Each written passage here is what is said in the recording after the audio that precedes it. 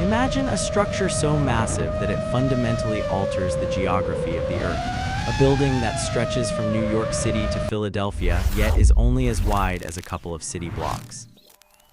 This isn't a sci-fi movie set, this is The Line, a $1 trillion gamble currently being carved into the sands of Saudi Arabia. For years, critics called it a billionaire's fever dream. But the satellite imagery doesn't lie, the trench is real, the excavators are moving. They are actually trying to build a mirrored wall 170 kilometers long and 500 meters tall. But once the shock of the visuals wears off, the physics start to set in. And the questions get terrifying. How do you transport 9 million people in a straight line without creating the worst traffic jam in history? How do you keep a glass wall clean in a desert renowned for dust storms? And is this the future of humanity or the world's most expensive prison? To understand the nightmare of the line, we first have to deconstruct its shape. For 10,000 years, cities have grown in circles. It's inefficient, but it makes sense for connectivity. If you live in the center, you can reach the edge in any direction, but the line is a geometry of madness. By stretching a city into a 170-kilometer strip, you break the fundamental rule of connection. If you are at kilometer 0 and your job is at kilometer 170, you are effectively in different countries. In a normal city, that distance is a 2-hour drive. In the line, developers claim you can traverse the entire city in just 20 minutes. Let's do the math on that claim. To travel 170 kilometers in 20 minutes, your transport system needs to move at a sustained speed of 510 kilometers per hour. That is faster than the Bugatti Chiron.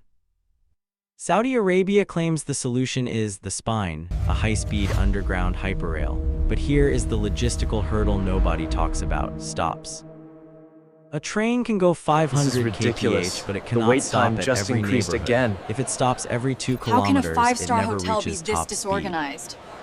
If it only stops every 50 kilometers, you have to get off and take a secondary train to get to your actual home. The geometry forces a brutal choice: incredible speed for the few or mediocre speed for the many. You physically cannot have both. This linear problem bleeds into the vertical world too. The line is taller than the Empire State Building. In a traditional city, skyscrapers are spaced out.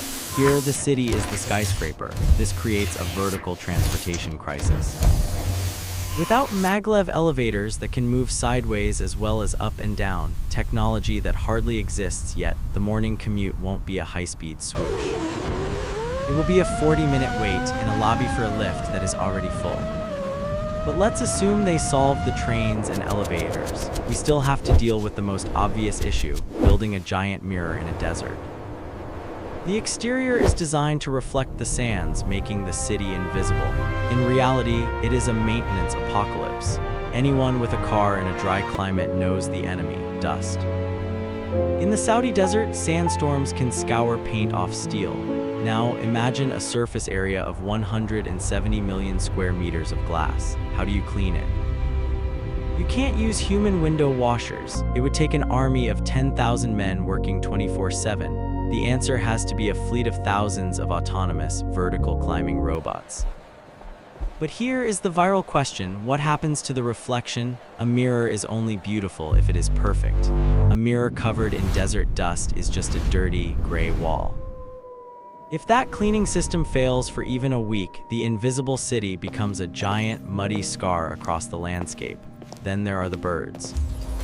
Tabuk is a major migration corridor for millions of birds moving between Europe and Africa. To a bird, a mirror reflecting the sky looks exactly like the sky. Without advanced deterrent systems, the line could become the largest bird graveyard on Earth. The aesthetics of the mirror might be its deadliest feature, turning a utopian vision into an ecological barrier that disrupts migration patterns that have existed for millennia. Discover Let's your move future inside. with us. Discover The line is Neom. 500 meters tall, but the walls are only 200 meters apart. Geometry doesn't lie. For huge portions of the day, the bottom of the line will be in deep, permanent shadow. This creates a potential class system built into the architecture. If you have money, you live in the upper city, bathed in sunlight. If you are a worker, you live in the lower city, a place of permanent twilight illuminated by LEDs. It is the classic sci-fi trope come to life. However, engineers argue this is intentional. The canyon effect creates a natural wind tunnel, cooling the city without massive air conditioning bills. In a place where temperatures hit 50 degrees Celsius, living in the shadow might be a survival tactic, not a punishment. We must also discuss the cognitive city. In a standard smart city, traffic lights might adjust to flow. In Neom, the city knows you. The proposal suggests utilizing 90% of available data. The city watches, it knows when you wake up, what you buy, and who you meet. For developers, this is convenience. For privacy advocates, it is the ultimate panopticon. In a linear city, there are no back alleys, there are no off-grid zones. You are in the line, and the line is online. Your life is the content, we need to reinforce that section before we go any deeper. Satellite photos show a massive trench being dug. Thousands of workers are moving millions of cubic meters of earth. However, many experts believe we will not see the full 170-kilometer line. The most likely outcome is a module, a small segment built as a proof of concept. If it succeeds, they extend it. If it fails, they are left with two massive skyscrapers in the desert rather than a wall across the country. This modular approach is the only way to mitigate the risk of a project that could cost up to $3 trillion. Why build this? Saudi Arabia knows the age of oil is ending. They need to rebrand. The line is a global marketing campaign designed to be viral.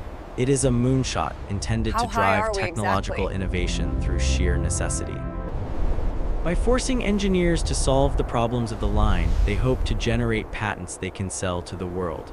In this sense, the line is a massive R&D lab disguised as a city. But humans are not evolved to live in trenches. We are evolved for the savannah, for open horizons. Will the lack of a true horizon cause anxiety? Will the constant surveillance create paranoia?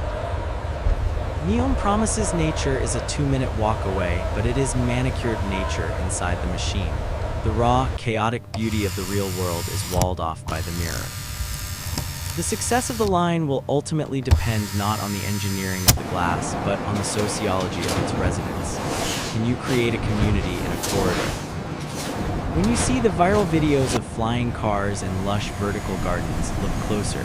Look at the shadows, look at the dust on the glass, look at the logistics of the elevator. The line is a battle between the laws of physics and the will of a king. It is the ultimate test of the field of dreams logic. If you build it, will they come? Or will they simply watch it on YouTube, marvel at the audacity, and stay in their messy, sprawling, but deeply human cities? The sand is moving in Tabuk. The trench is getting deeper.